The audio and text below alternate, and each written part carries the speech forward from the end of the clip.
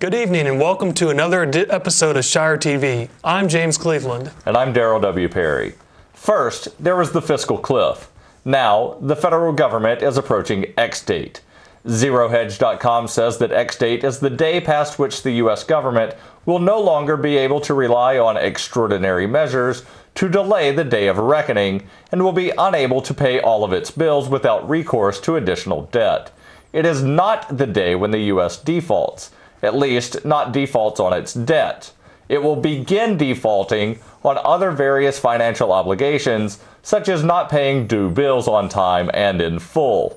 But since this is something Europe's periphery has been doing for years, it is hardly catastrophic. This may come as a surprise to those who still believe that the Republican wing of the Republicatic duopoly supports fiscal responsibility, but in mid-January, former vice presidential nominee Paul Ryan told reporters that the GOP would agree to a short-term increase in the debt ceiling. Zero Hedge also reports the U.S. hit its debt ceiling on December 31st and has since been utilizing some $200 billion in extraordinary measures to stave off X date, which is expected to come sometime between February 15th and March 1st. The Bipartisan Policy Center says there is no precedent at all. All other debt limit impasses have been resolved without reaching the X date, which means the Treasury has never failed during a debt limit impasse to meet a payment obligation, so no one really knows what will happen if the X date is reached. Here's a video to show how the debt limit would be handled if the federal government were a family.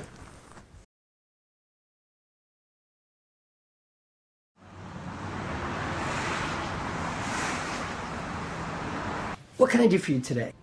I would like to raise my debt limit. Excuse me? My debt limit, I'd like to raise it. Because the last time I checked, Mr. Smith, you were in serious debt. Yeah, it's pretty bad. Figure we should raise that limit. Yeah, it says here you're $140,270 in debt. Right, so I figured we should raise that limit to about $170,000. I just bought a 60-inch flat screen. Have you ever been to Australia? No. Leaving tomorrow, mate. You should check it out. Great parasailing.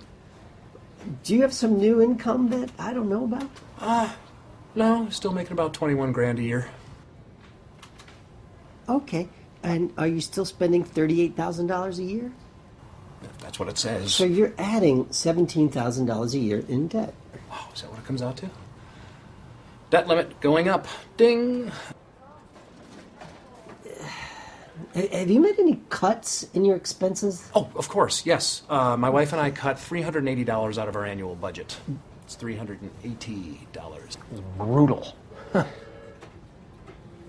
Okay, so you're adding $17,000 a year to your $140,000 in debt, and you cut $380.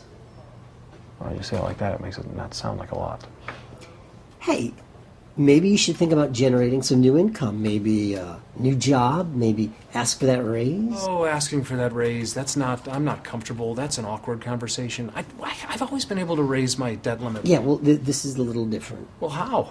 We're in the middle of a recession, and your credit rating will plummet if you continue to go along this path. I almost had it.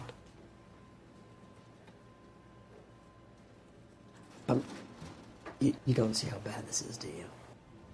I cut my budget by $380. Are you kidding? I'm sorry, Mr. Smith. We can't help you. Just a little, like. I'm very sorry. My wife is going to lose it. Been there. I mean, $380 was bad enough. I mean, this is going to end our marriage. We stopped talking to each other for a month. The baby was totally freaked out. Wait. You have kids? Yeah. Yeah. Sign there. All right. Aren't kids a blessing? I mean, she's got plenty of time to deal with all this, right? Absolutely. Are we all set? You're all set. All right. Let's go, kiddo. We got to meet Mommy at the car store. Here we go. I think this is yours. Thank you. Enjoy. Thanks. Hey!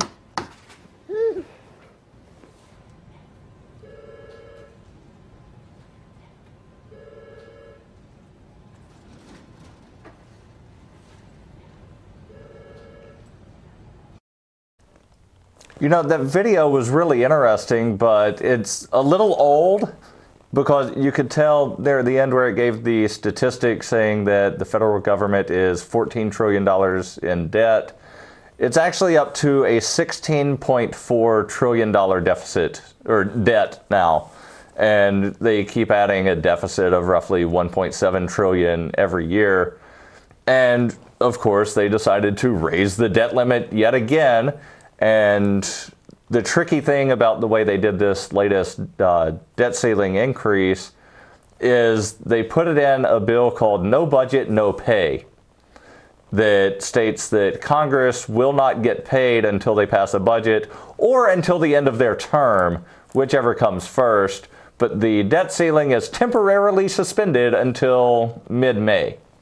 Yeah, that's a good point. And even that, the figure that they give, it doesn't include the unfunded liabilities of Social Security and Medicare. So really, they're even more bankrupt than they're, admitting. So in that video, I think it did a great job of pointing out that, you can't solve a debt problem by issuing more debt.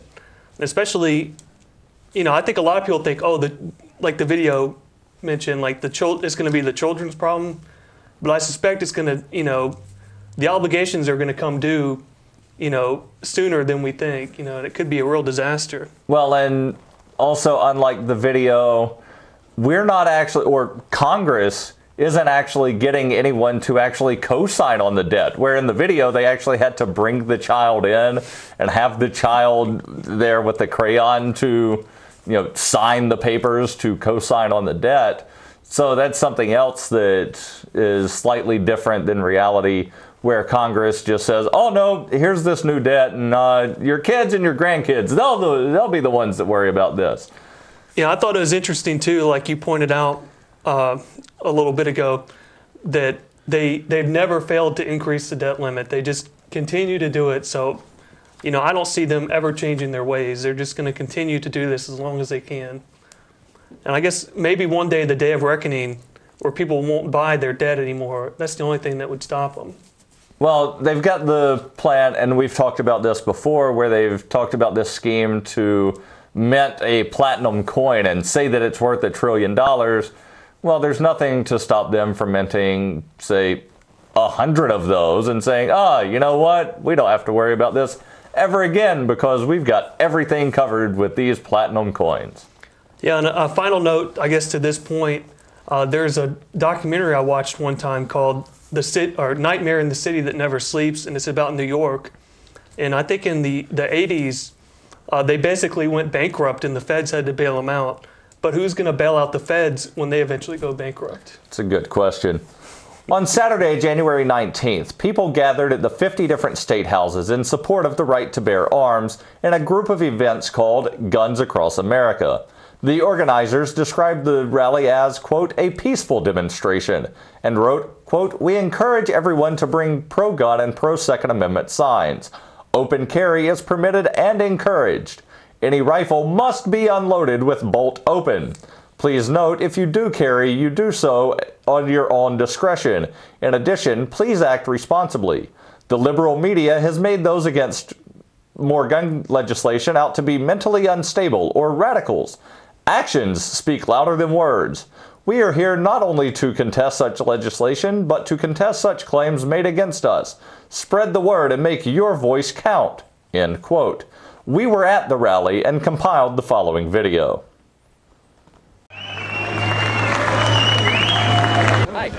Want to ask you about the pitchfork? Sure. I'm guessing it's symbolic somehow. Oh, it's a tool. Just like this is a tool. They have different purposes, not necessarily all of them deadly. So do you generally open carry your pitchfork? I felt pretty goofy carrying this thing around, so no. If you disarm people from their firearms, you can. There's all kinds of other deadly tools that you can use, so you wouldn't be afraid of guns, but you can still stab somebody through the neck with a pitchfork or a baseball bat or a hammer or a car, or the list just goes on and on. So it's just a tool.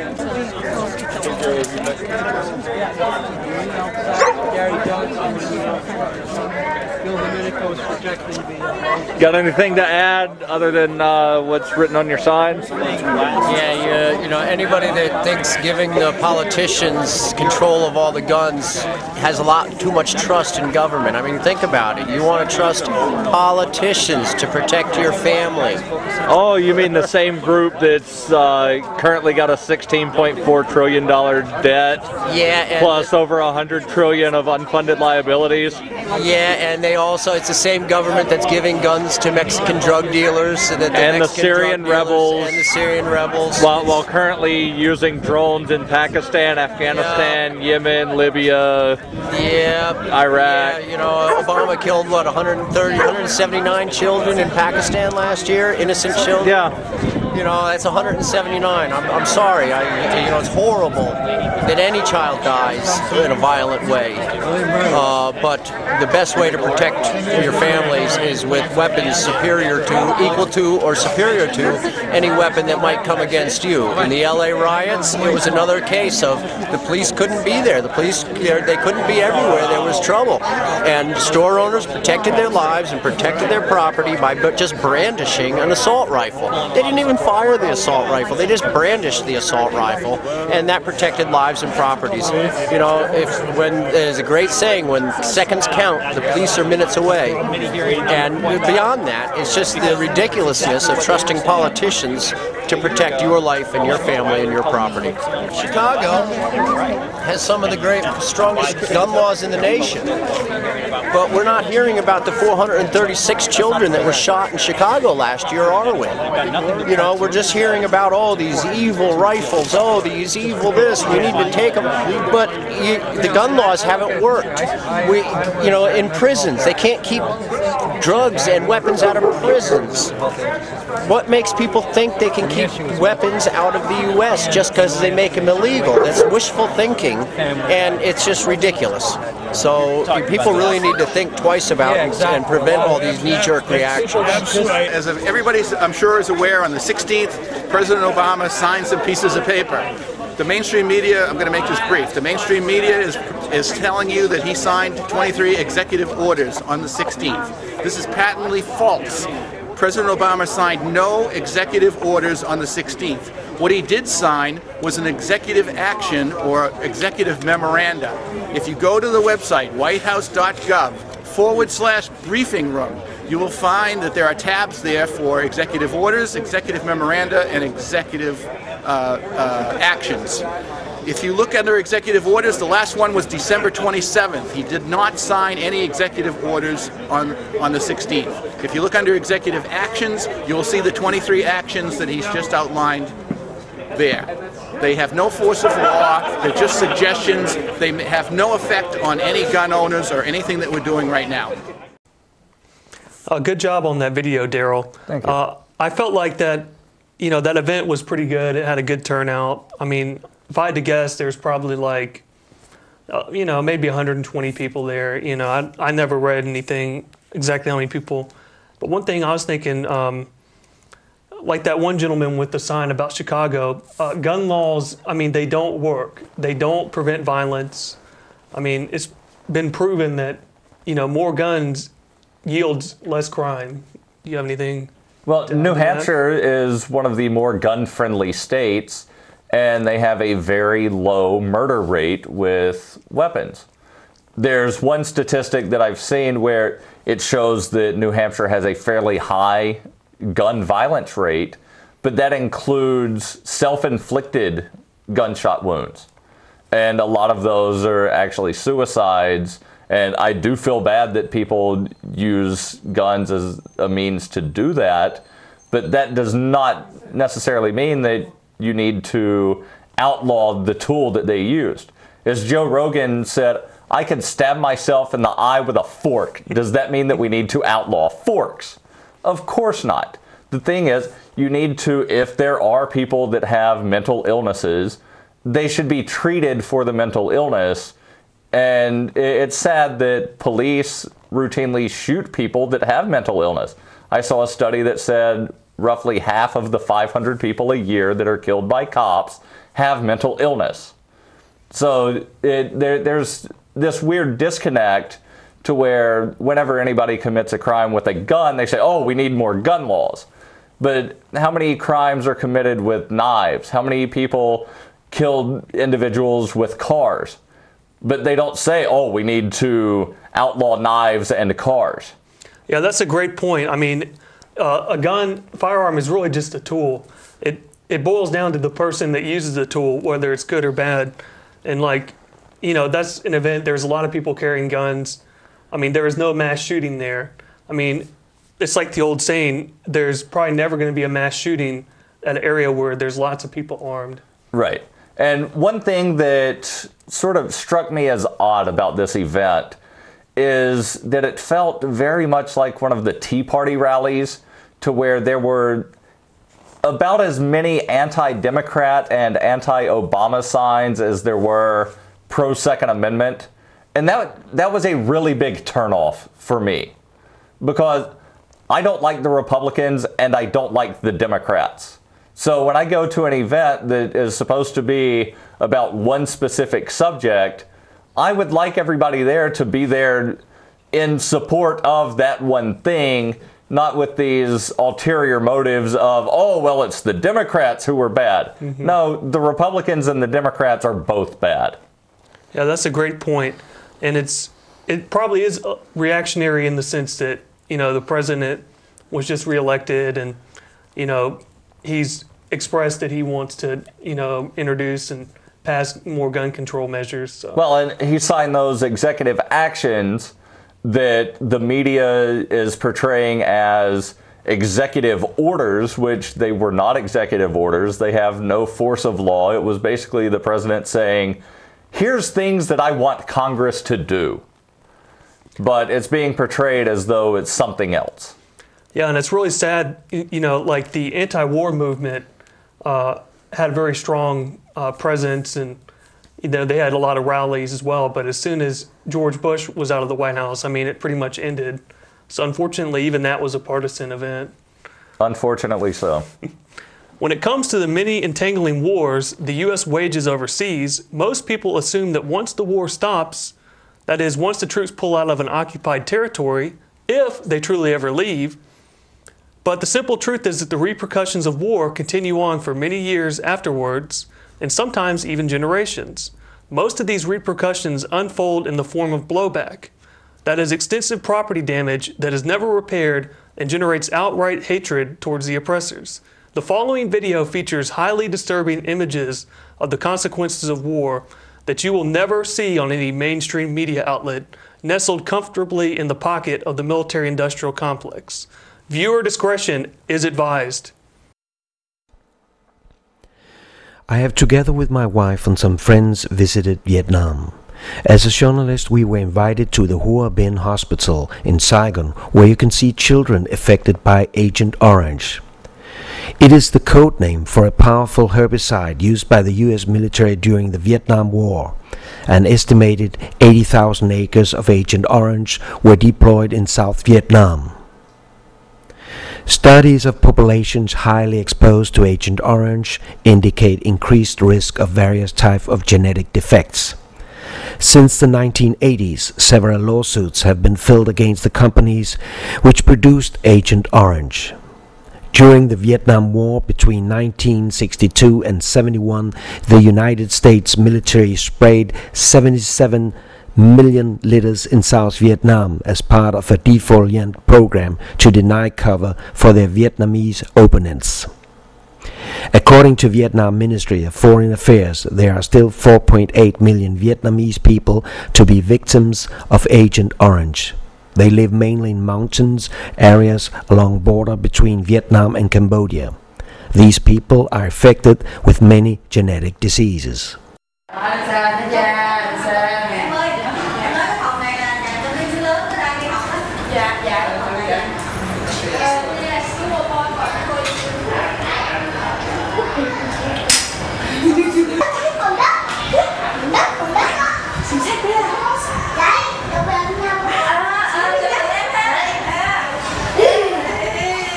In Saigon, you will find the hospital Hoa Binh, whom treats war children in third generation with Agent Orange effects.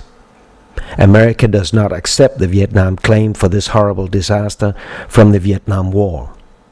As you see, we have filmed some of these children, whom will never live a normal life. I sincerely hope these images will make you debate the use of herbicides in war. The most horrible thing is that the Vietnam War should never have been started. Poor kids. You know, it's a shame that things like that happen to anyone, especially children that are being born 40 years after the conflict ended. Yeah, and I mean, it really points out, I mean, the gentleman mentioned it. It truly was a senseless war. I mean, nothing good was accomplished by either side. You know, it's just disgusting. I mean, and that the children, the innocent children, are still suffering from it. I mean, it's very moving, and you know, I don't know.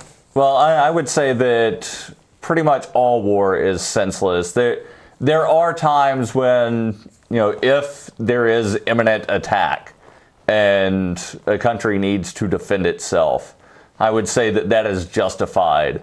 But the U.S. has not been in a justified war since World War II. And even that is sort of iffy, because we know for a fact that FDR basically provoked the Japanese into attacking Pearl Harbor.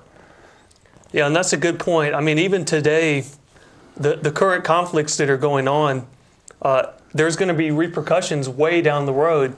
There's probably going to be instability in the region, and there's probably going to be unexploded ordnance all over the country. I mean, it is just a complete disaster. Basically these wars, you know. Yeah, and there are many people that need to, you know, be held up for war crimes, but that will never happen because nobody from the United States of America will ever be held responsible or held accountable for all of the atrocities that they commit. Yeah, I mean, in the moment too, like if you went back to, let's say, 1970, and you told a U.S. soldier fighting in Vietnam that within 25 years, you know, we're going to be at peace with North Vietnam, there'll be no war, you'll be able to visit there, and the people will be friendly to you, like they would have thought you were crazy. And my only hope is, you know, the current conflicts in the Middle East, you know, in 25 years, you know, maybe they won't hit us as much, but we can hope. Yeah, it's hard to imagine. In an attempt to settle school safety concerns brought about by the rampant fear-mongering in this country, the Keene Police Department, in conjunction with the local school administrators, recently hatched a new program where police officers would make daily visits to 5 district schools. Keene High already has a full-time resource officer who, in a related story, called in the canine unit last Thursday to sniff out suspected cannabis. It would appear this new program is simply an attempt to obtain new grant money handed out by the feds to all schools who start up safety programs. Never mind the fact that having armed guards patrolling the hallways of our already locked down schools doesn't resemble anything like, oh, I don't know, a prison, which happened to cost the same as the new middle school. Like the ever-growing and ever-intrusive TSA, these types of security programs never achieve their intended goal of increased safety. All they really do is further condition our children to be ever more accepting of this country's growing police state. As Benjamin Franklin once said, those who give up essential liberty to purchase a little temporary safety deserve neither. Yeah, I mean, this is totally a reactionary move by the recent events in Connecticut. And, you know, I'd argue it's just fear-mongering. It's not based on any threats that have been received or any, possibly any intelligence they may have gathered. I mean, it's just complete nonsense, really. Well, this is the same police department that requested the Bearcat over the supposed terrorist concerns that Al-Qaeda may try to blow up Pumpkin Fest because Pumpkin Fest is somehow a national symbol of America, when in fact it's totally reactionary and just fear-mongering to even think that, you know, terrorists would try to strike Keene. But something that's interesting about the armed guards in schools, Columbine High School, which had the mass shooting in 1999, had an armed police officer on duty. It didn't prevent anything. So if people are intent on doing evil, they will do evil no matter who's around or who's there. They're going to find ways to do evil things. Yeah, and that's a great point. I mean, one of the great things about Keene is, I mean, it's pretty safe, I would argue. It's a very safe community. That's one of the things that I like about living here. And, you know, I feel that, you know, my cousin's a school resource officer in Tennessee, and he, you know, he feels like he does a good thing, but, I mean, he's even admitted that, you know, a lot of his job is really just there. He's there to get people in trouble, you know, and arrest children. I mean, that's what it boils down to. So basically to arrest and give tickets and citations to people who are harming no one. Yeah, and like an example of that, suppose there's a fight at the school.